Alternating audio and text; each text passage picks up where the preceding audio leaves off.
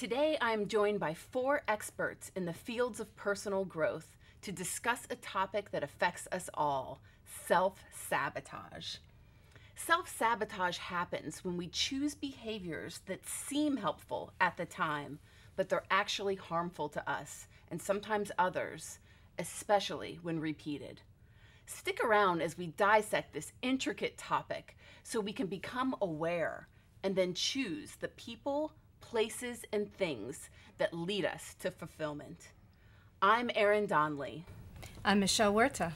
I'm Laura Zolke. I'm Karen Bosque.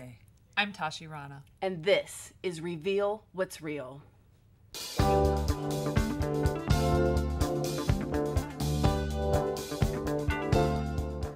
Ladies, thank you so much for being here. It's an honor to have this discussion with you. Thanks. Let's just start off by naming some common self-sabotage behaviors so that everyone watching might be able to identify how they might fit in here. And I'll start with my classic one, is being late, 5 to 10 minutes late for everything. Perfectionism for me, for sure. Nice. Overeating. Yeah. What else is common? Unhealthy choices in people and friends. That affect relationships. Yeah. Often, looking at your language, like looking at how I talk to myself, of saying I can't, I won't, and all of that, and then the actions that I don't follow through with things. Yeah. Definitely. Of things that I want. Yeah. I think shopping for comfort when you really don't have the money to do it, that's a common one too. I think for me, one of the ones that's surprising is hyper-creativity. So in this constant state of creativity, but not necessarily anchoring in on the one thing that my heart really wants to do. Instead, it's just sort of all over the place. Yeah. Keeps me distracted. You know, I read the definition of sabotage is deliberately destroying or corrupting something. And when you bring the self into it, I think that word deliberate becomes a little softer, because oftentimes we don't know that we're deliberately doing these things. Because in the moment, it gives us gratification, it eases pain, it makes something better, and we're not able to see the long-term consequence. Karen, you deal with this so often in your work. Well, I think that a lot of it is, most of it actually, is all coming from being unconscious, being totally not aware of what we're doing. And so it's to say that it's a choice is really not true. I mean, because when you are that unconscious of what you're doing, you're kind of on remote control, you know. Everything is a knee-jerk reaction, and so when you feel bad, you're going to do something that you think in the moment is just automatic. This will make me feel good. So they call that being run by your subconscious or unconscious. Is that, Michelle, you do a lot of that in your work. Yeah. Can you speak a little bit more about that? Oh, absolutely. You know, the thing that a lot of people don't know about the subconscious is that a lot of this programming, a lot of the things that we think and feel, a lot of the criticism or the self-talk gets in there at a really, really young age. And that's so, often we give ourselves a really hard time because we feel like, wait a second, I should know better, I should do better, we really tend to be really, really hard on ourselves. And the thing is, we can't really take ourselves personally because the subconscious has been programmed at a young age, and now we're acting out a lot of these things that went in at a time where we just simply didn't know any better. So once we actually do become aware, then we get to change. So we get to say, oh God, okay, my mom told me this when I was 5 years old, or I was raised in a family where everyone did this and everyone felt that way. So this is why I think this way, or this is why I make these choices. Yeah. Is that? Yeah, I mean, I think so. I think we, especially in sort of our tribal community culture, we grow up in these little tribes and communities and families, and we want to be like them. Brene Brown is one of my favorite authors and speakers who she studies and researches shame and vulnerability, and she distinguishes between the idea of belonging and fitting in. And so I think a lot of times with these self-sabotaging behaviors, we want so much to fit into what we're doing, the binge drinking in college and the, wanting to be the perfect size. And so we, diet, and then our bodies overreact and we overcompensate and overeat. And so it's just this idea that we, at an unconscious level, want so desperately to connect. And so I think a lot of times we don't even realize how much our behaviors are stemming from that space of, I want to feel worthy, I want to feel connected. And so we do that with food a lot of times. Absolutely. Now, Tashi, your work is around helping people with nutrition and to eat in a way that really makes them feel good. And I think with self-sabotage, we all know that, gosh, we overeat even when we want to lose weight, and that's a form of self-sabotage. But a lot of people have, food allergies now. And so they keep eating the wheat or the dairy, even though it makes them feel like crap. Is that a self-sabotaging behavior as well? Absolutely. Things that we have a reaction to, like foods we're allergic to, or things that we know when we eat them, they actually prevent us from feeling good within our physical bodies or manifesting things that we want to show up in our lives. People have a hard time accepting things just the way they are, even if they don't like them. And acceptance doesn't mean approving of something. It doesn't mean liking it, but just acknowledging that this is what it is. This is where I'm at right now. Everything's fine, and it doesn't have to be a big deal. And just allow oneself to relax. It's so hard. It's so hard. Yeah. It's like, I had lunch with a friend yesterday, and she said, you'll never win with reality, because reality is. Right. And that's what's so difficult, It's just like that pushing up against it. But we can make peace with reality. Well, yeah, absolutely. And when we can, it's amazing. Yeah, and it's so automatic too, I think, for us to jump in with judgments of this is good, this is bad. Absolutely. And when it's that bad judgment, we're in instant resistance, and it's not even a thought process. It's just, that quick. Right. Yeah. And plus we have an attachment to feeling good, belonging, how we look. We have a culture that tells us we have to look a certain way or be a certain way or whatever that is. And I think a lot of times we're not even aware. We don't have any conscious awareness of what those attachments are. And that we are judging everything good, bad, Absolutely. right, wrong. Yeah, and it's almost like the brain pattern chooses wrong so many times that that just becomes our default. Yeah. And that we don't even know that there's something wrong with that until something really bad happens. But I think what Tashi was bringing up, though, is acceptance, non-resistance to reality. Like what your friend was saying. Oh, yeah. This is what's reality, and getting off of the judgment of it. That this is not wrong. This is not bad. Absolutely. Right now, this is what is. And that's going to put me into present moment awareness, where now I actually have the power of choice. Absolutely. And that's the difference, is moving That's how you break the away pattern. from that good, bad, right, wrong stuff of saying this was a wrong choice. Well, as soon as I do that, that's bad, I'm wrong. I have attachment to not being that, right? I mean, Yeah, because I think it's the judgment that keeps you locked into it. I call it the Yes. shame go round. So when you Exactly. get triggered by one thing, let's say you overeat. This is at least a pattern that I notice with myself. I'd get triggered in one area, so say overeating, at the happy hour, the buffet, or whatever. And then it would just sort of set off this chain reaction, like, man, I failed at my diet, so now I'm just going to go shopping because then that will make me feel better. But oh wait, I just spent all my money at happy hour, so now and it just kind of perpetuates. And like, oh, I better do something really fabulous so that I feel better about myself. So I better go do some perfect achievement on creating a website, or you know what I mean, and doing a really great project at work. And so it just becomes this sort of merry-go-round. And I think what Karen's talking about in terms of awareness is what is able to stop that merry-go-round long enough to just take it a step back. It's sort of like It's just being like everything's all right. Yeah. Okay. So You know this what? isn't Drink the wrong. Starbucks. It's not a big It's deal. not a big deal. Or just like to accept Exactly. that that's maybe what you need at the moment instead of And labeling I think it. that's the biggest thing in self-sabotage is once you create that space of awareness. It's sort of like being in the grocery store and you're like right up on the salad dressing and you can't see the one you want. So you have to take a step back, and then all of a sudden you see all the choices, right? You can see 3-4 more feet of rows of choices. Then immediately you can find it and be on your way. And I think when it comes to beginning to understand our relationship with ourselves, we have to be able to take that step back, let ourselves off the hook and take a deep breath, and then move forward from that space of choice.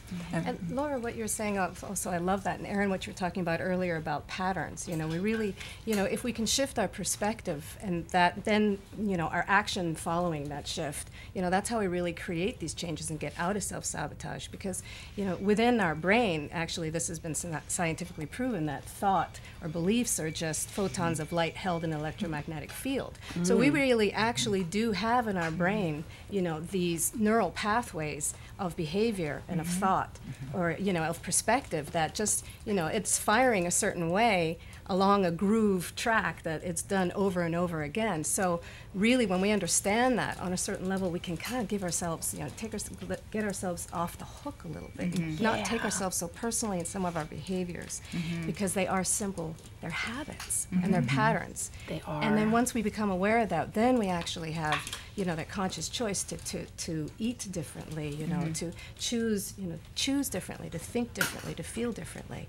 So it's really, if we can step back and say, yes, I have responsibility here. I have to accept it, but I also don't need to beat myself over the head because of it. I know this what's so that well. going to help? I mentioned this earlier that all my life I've been 5 to 10 minutes late for everything, it seems like, and I can't stop. And every time I hear that, like, who do you think you are, Erin? Getting in late? I mean, what, are you trying to get attention? What's wrong with you? Why can't you just leave 10 minutes earlier? And I just get into that, like, beating myself up. And then when I finally learned, like, okay, this is like a self-sabotage thing that I'm doing, and I've done it all my life. All of a sudden, I had all this compassion of like, oh, you poor thing. You beat yourself up every day to get somewhere. Yeah. God, Sounds and familiar. And then I my just sister thought, calls like, it the okay. Laura time.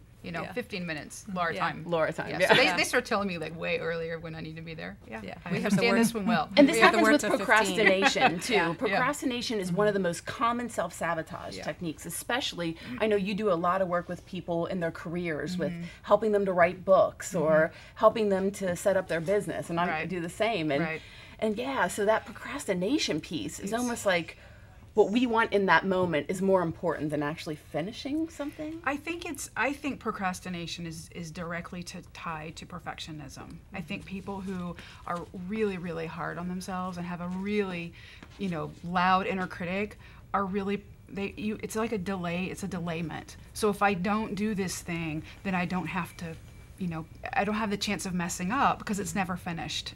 The project's never done. The art canvas just stays open. And so we can avoid that feeling of not being perfect, but at the same time, then we've got the flip side of that, which is I know I should be doing it, and in my heart I want to be doing it, but it's just like this kind of driving with the foot on both the gas and the brake at the same time. See, to me, this is about control. It's like I have to be at work at 9, but you know what? It's 8:30, and I'm going to sit right here on my couch and check my Facebook or something ridiculous. I'm going to have another cup of But coffee. we put totally unrealistic demands and pressures upon ourselves. I mean, the times are changing so much and so fast, and the amount of information that we're flooded with is just constant, and nothing's slowing down. And It's getting harder. It's getting I faster. certainly can't keep up with 4G, 5G, 8G, the next hottest thing. I feel like I live in the Stone Age, but for myself, I remember what it used to feel like to be under that much pressure and have thousands of thoughts running through my head and all of these obligations and all of these shoulds, and I felt horrible, and I was so stressed out and out of my mind, and I'm like, this is not the way that I'm wanting to be living my life. If I'm truly believing that everyone's birthright is happiness. We're not here to be miserable. We're here to do what we're meant to do. Why don't I just chill out and see if I can just filter my priorities and only be responsible for what's actually important, what's only within my capacity to do, and the rest can just come in its own time. Yeah. Exactly. Yep. Shifting gears. A lot of times, No too, doubt. sabotage can come in the form of, like what I was sharing earlier about the Hindu goddess Kali, who was about destruction and recreation. That in that awareness, when we can get into present moment awareness, I believe we can also use that to our advantage, to destroy something, so to speak, in our lives, to eliminate it in order to make the space in the room for bringing in something new. Okay, I'm so glad you mentioned that, because I really wanted us to talk about infidelity and adultery and how they're self-sabotaging techniques, and they relate to what you're just saying there. It's almost like, I don't know, I want my marriage to end, but I'm going to destroy this here. And what's going on there? Well, I think that's a lack of awareness. That would be Kali, say, the saboteur in the shadow side showing up. That I'm not conscious enough to realize, whatever's going on in my marriage I'm not okay with, and I either need to look at myself, make some changes to see if that will alter what this relationship looks like to me, or do something positive in that arena, or make a decision to leave. And if I'm not willing to do that, and that frightens me too much because I'm also maybe staying out of the need for security, so there's some more self-sabotage. You know, of course, that's the prostitute archetype popping up. You know, I'll stay here because, you know, I've got this certain lifestyle that I like to live, thank you very much. And so we don't make any choices. Well, it's gonna pop out somewhere. And that's when that saboteur shows up unconsciously. It's a difficulty for some people to be that honest with themselves, to really acknowledge that they're not happy, that they want something else. Huge. And then It seems to be like step one. Absolutely. Get honest with yourself. Sure. Yeah. And then Real. the Yeah. whole Totally. the Half whole of it. not wanting to hurt other people's feelings. And so doing Yeah. things that are duplicitous because they have a hard time just being straight up. I'll often ask clients actually, like, what are you getting out of your self-sabotage? You know, Yeah. what is that? You know, there's always a reward. We're always, you know, playing this Yeah. balance between risk and absolutely. reward. It's like, what are you getting out of it? Like, I know for, you know, myself growing up, I had the message put really early into my subconscious that I'll never amount to anything. And so then in all, like, you know, my different careers, I would always find a way to sabotage, because if I amounted to anything, then I was somehow going to be, you know, kind of throwing a little bit of this to the one, my dad, who's told me that I was going to be disloyal to him on some level. So by keeping myself small, you know, I didn't have to piss anybody off. I didn't have to prove anybody wrong. Right. Avoid Because conflict. so it was like, exactly. So as long as, you know, so we always have to ask ourselves, what am I getting out of this? How am I, you know, because the self-sabotage does protect us on a certain level, That's a good point. you know, but protect us to the point where it's holding us back, that's when we get into the problem. Okay, so does this mean that we have to go back into our childhood and relive all this crap and go through therapy? And I mean, it's just like, is there a way to just deal with this in the now? I think questioning our thoughts, you know, and that's where I think being willing to sit down with paper and pencil and write down what are my thoughts that keep me coming back around to this, you know, Yeah. and it might be anything from, you know, who do I think I am, you know, when I show up late all the time, or that showing up late is an issue of control. Well, is that? And to really explore that and to really take a look at what would that look like if I didn't have that thought in my life at all. And do the turnarounds around. I mean, Byron Katie's I was just work going to is say, you're talking the Byron Katie. I And love she's her such a work. powerful teacher. I mean, it just Such a simple and you program. can't do it intellectually. You've got to slow yourself down by being willing to put it on paper, do it meditatively, because the stuff that continues to come up around one question, they're huge. And yet, as soon as you get them out in the light, it's like anytime you put a flashlight, you know, Exactly. it just is completely different. Everything changes. And additionally, all of these things are embodied within us on physical levels. Yeah. So doing Excellent. things Good. within the body to break up those patterns, Yes. whether it's different ways of moving, like ecstatic dance or qigong, for example, when the body's used to Yoga. moving, Yoga. and absolutely Walking. yoga, things that have a mental, emotional, psychospiritual component, but maybe aren't being addressed as something through writing or thinking about it, to just really get into the cellular structure and the energy of the body to break that up. And that's been huge for me because, you know, just understanding just how powerful our thoughts are in our bodies, and how a lot of times that we literally get stuck in perspectives. And some of the work that I've done over the years, I do a lot of breath work with clients because getting into the body and breathing into those restricted places. So when you feel that emotion of I'm not enough or I'm sabotaging at my work, if you can just breathe into that, and I like to see it like balloons, you know, so that you're blowing up this balloon of it, and putting your consciousness and your awareness into that and just letting it be. And I think that whole thing of control is so powerful because, you know, as Americans, we don't really like for our bodies to be out of control. I mean, even sexually, we're so like, you know, we're just kind of always in a little box. And so I think, you know, when you start to like allow yourself that space just to breathe and just, you know, and for me personally, Nia dance was one way that I started exploring that. And it was really, I thought, man, I'm so evolved and spiritual and I meditate. And then I went to Nia dance and I'm like, oh my gosh, I have to move in different ways. And, you know, and it brought up some, you know, issues from my jazz class in the 5th grade, you know. But it was just like this. It's just like this allowing. I think the biggest thing we all want is just permission. Permission to be who we are. Permission to move move in the way, whether move, physically, you mentally, know, I mean, emotionally. just let ourselves breathe. And yet that can also be another, I mean, there's anything is a paradox. So, Right. you know, to be authentic, to be my true self, I have to stay aware and watch that fine line of when does that flop over into the shadow side of sort of Popeye's version of I am what I am and it's all that I am. I'm speaking my you truth. know, that and this means is I'm going to who I have am. six And we'll drinks. fight Yeah. for the right to stay Yeah. stuck where we are. Oh, you yeah. know? Yeah, or being authentic means I'm going to go do that because authentically that's what I want right now. I get that all the Right. time with people telling me, well, my body wants this, and so I'm just going to eat this. You know, well, I need chicken, and so I'm just going to go for it. It's like, okay, well, maybe your body actually needs protein, and you're going for another type of food. Or maybe you're not even actually hungry. Maybe you're stressed out and you're pissed off, and you're not letting yourself feel what you're feeling. Yes. And maybe you can do something else instead.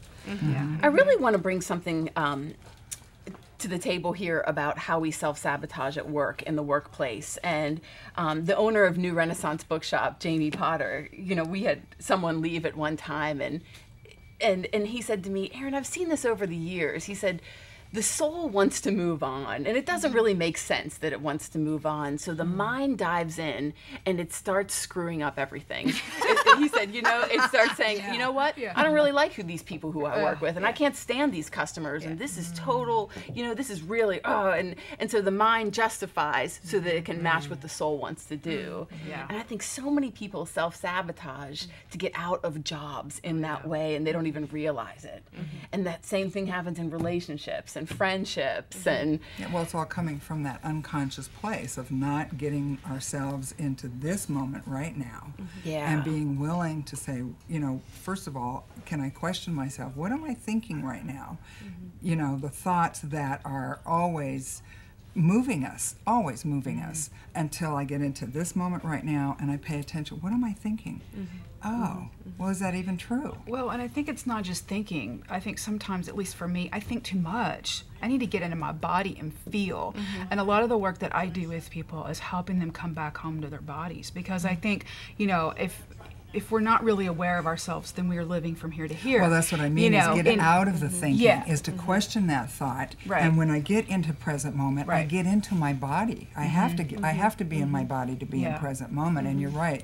The dance, the You know, qigong, the yoga, all of that is wonderful. And speaking of that present moment, the beautiful thing about our mind-body connection and about the brain itself is that the subconscious doesn't know the difference between fact and fiction. Right. oh, You know? that's great. Yeah. So you really, Yeah. it's, you know, we have this, I mean, I'm sure we've all had these experiences. All of a sudden you have this memory, this random memory, like I had one the other day of walking down a road in Italy. It's like, where did that come from? You know, because the subconscious is always taking in all this information through visual, sensory. You know, we don't necessarily have to go and dig into the past, understand all the whys and this and that, because it's all right here, right now. Your body will access the emotions, what you're feeling, you know, what happened in the past, where this sabotaging, you know, behavior or emotion is affecting us right now, because it's all present, you know. So, and then the beauty of then is that we can actually use the subconscious and the mind to be able to shift, you know, what we want now moving towards the future. So we have that power of just awareness in the moment. It would be great if we, as a modern culture, could learn how to clear our subconscious through things like yoga and meditation, for example, or healthy patterns of eating, like you were talking about with the light frequencies and eating in a way using food as a technology to actually shift that for ourselves. But so it's something as common and habitual as getting up and taking a shower and brushing your teeth, because it's something that we don't do, and we just continue to accumulate all this excessive information that behind the scenes is influencing our behavior. What is the difference between self-sabotage and addiction? Karen, I think you might be a good one to start this off. Well, with addictions, Michelle was referring to it earlier when you were talking about the neuron tracks that get set down, the neural tracks that get set down, because also what's happening in that process is the neurotransmitters that get dumped. There's the chemicals. I mean, we've got the biggest pharmaceutical company happening right up here between our ears. And the dump that happens in there, we literally do become physically addicted to that combination. So that when I stop a behavior, if I stop, say, jumping on the internet all the time, like say, let's say I'm doing that, you know, 10 hours a day, and I realize that it's just, you know, my husband's left, my kids graduating, I didn't even know it or whatever. I know that's a little extreme, but, you know, bottom line is I realize I got to do something here, and as soon as I stop that behavior, what happens is my body will go into withdrawal. I'll be restless, I will be frustrated, I will have sleep problems.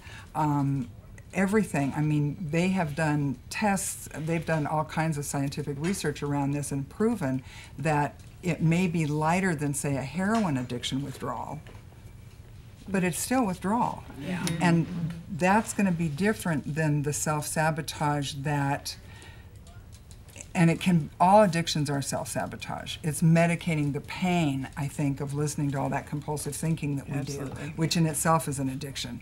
But so you move out of, I think, a simple self-sabotage into addiction when you've done it repetitively enough and it's become compulsive and obsessive. Yeah. And it's created that. So in our last minute here, let's all just go around the room and maybe bring up one technique that we know of that really helps to battle self-sabotage. And for me, it was doing EFT, tapping on these points, and anyone who's watching can look into that.